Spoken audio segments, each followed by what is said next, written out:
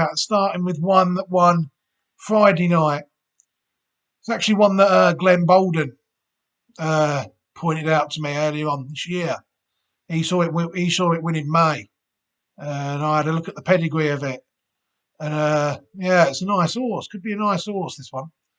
And I was hoping it'd be Royal Ascot 2-year-old, really, because as we'll look at the pedigree of it in a minute, there's Royal Ascot winners in the pedigree quite early on. They're quite closely related to this horse, but it never quite worked out that way. It ran in a novice stakes, actually dropped it down in grade from its first run to its second, which not to me is ideal, not really. But they've got it up to 6 furlongs now, and it did the job as you would have expected, as they expected it to, really.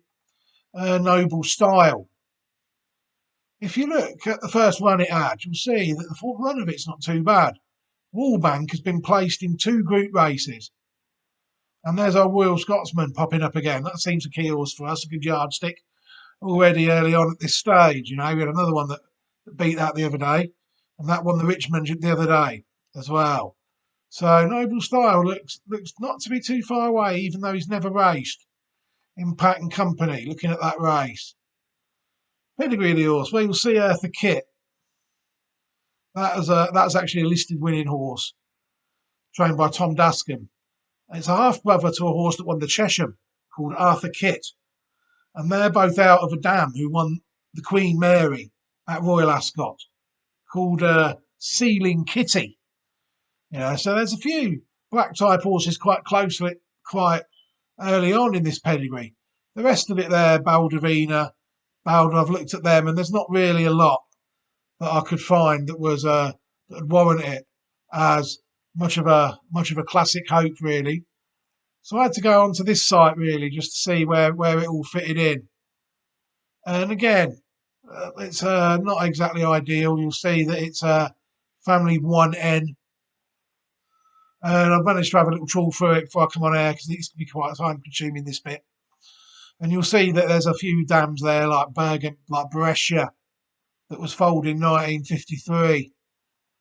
And then that is actually one of the distant relatives of this horse here.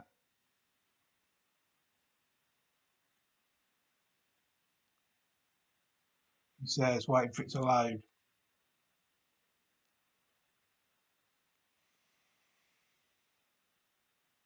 Yay.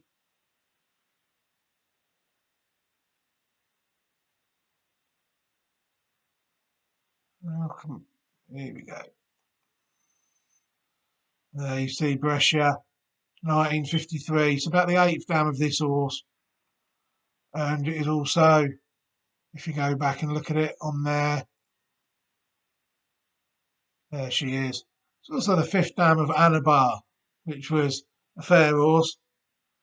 But there's not really many classic horses in the intermediate profile. There's a French 1,000 guineas winner there, always loyal, from the same line. So it is possible that this could be a classic horse.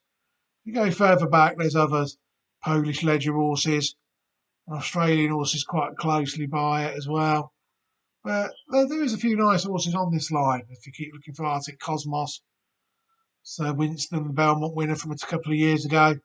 But an interesting horse, I would say. That one is. So we're going to try something different with the race review. I'm going to try and show you the races, but I'm going to try and, when I show them, not have as many tabs open. See if I can get a race to actually stream to you guys. I watch them here and they're perfect, but they're not streaming too good.